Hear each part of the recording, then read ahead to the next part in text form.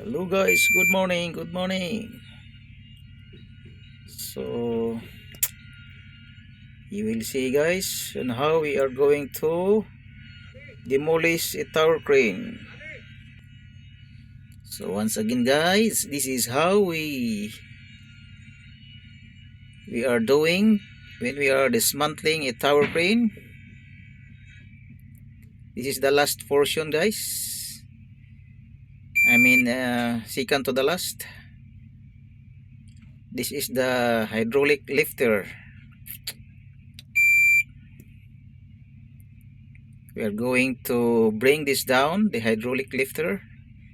By the way guys, this hydraulic lifter, this is the one that extend the crane, the tower crane. When you extend the tower crane, when you add more height, when you want to extend the height or lower the height of the tower crane, this is the one that makes the job very easy.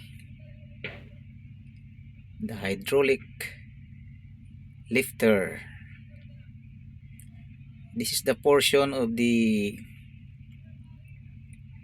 tower crane that will extend or lower the height.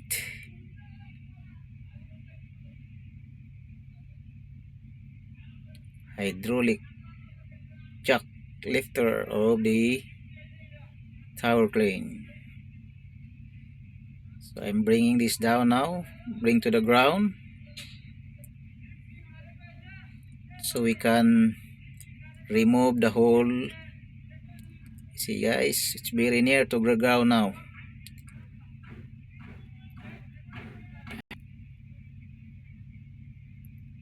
Slowly, very slowly, we bring this to the ground and then pull out the whole structure of the tower crane.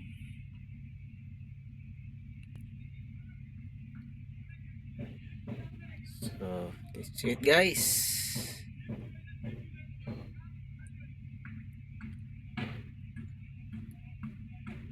Almost on the ground now.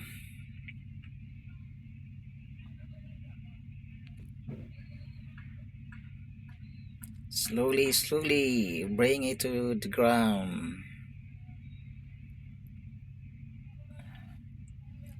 Almost there.